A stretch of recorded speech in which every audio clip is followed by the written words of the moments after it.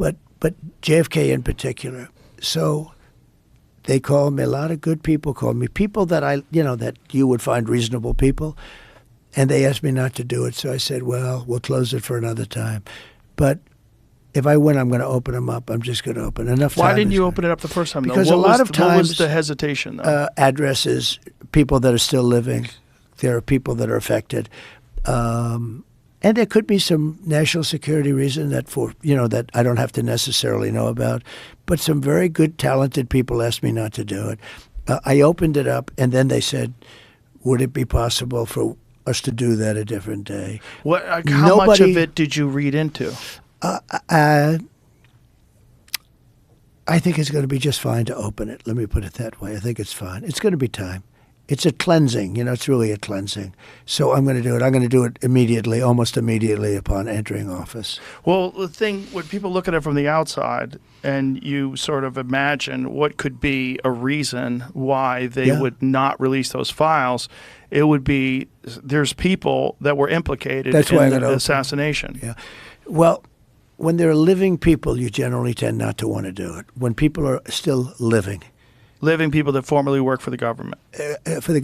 And living people that were somehow involved in it, and you tend not to do that. But it's time to open them. I can't tell you whether or not they're going to find anything of interest. And I did partially open. I think I've opened 50%, but I was asked not to do it, and I thought that was a reasonable ask. But now I'm going to do it. I'm going to do it very soon.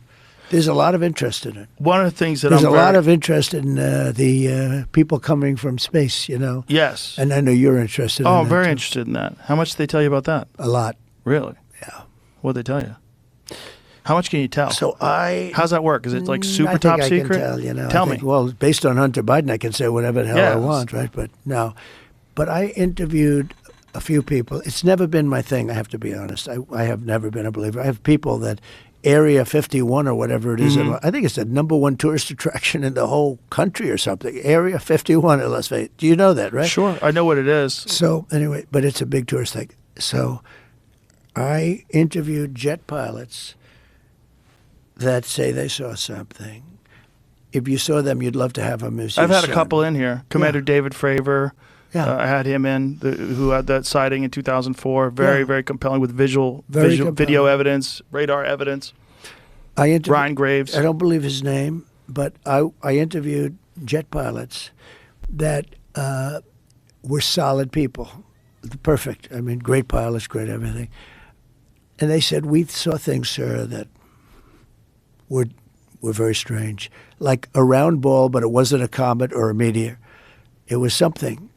And it was going 4 times faster than an F-22, which is a very fast plane, And it was round, which is, in theory, a great shape. So when you were talking to these people, was this something that you were compelled to have conversations about? Was this your personal interest? No, a little bit. It's not a great interest for me, but it's a little interest. I get that question as much as almost any question. Do you think that we have aliens coming, flying around or whatever? What do you think?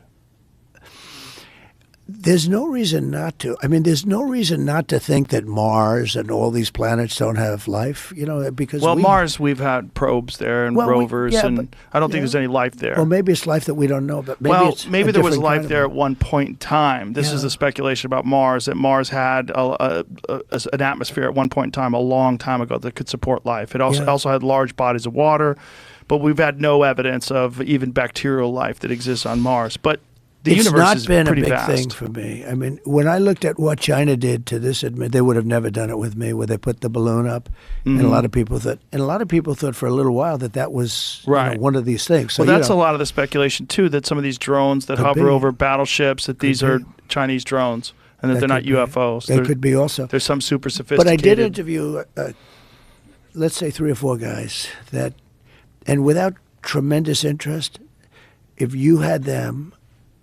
As I said, you'd love to have them as your children. Solid, beautiful people.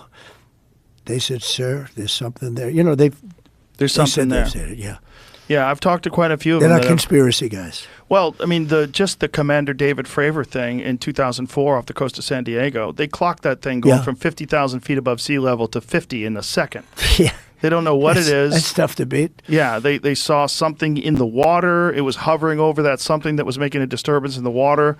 They got video evidence of this thing. The 2 different fighter jets with pilots in them saw it. There's, visual evidence, photographic evidence, video evidence, radar evidence. Whatever the hell it is, it moves in a way that would turn a human being into jello if they were inside of it. The G-force, no one would survive. Oh, so like, what is that? And we don't. It doesn't have a heat signature. They don't know what their propulsion system was.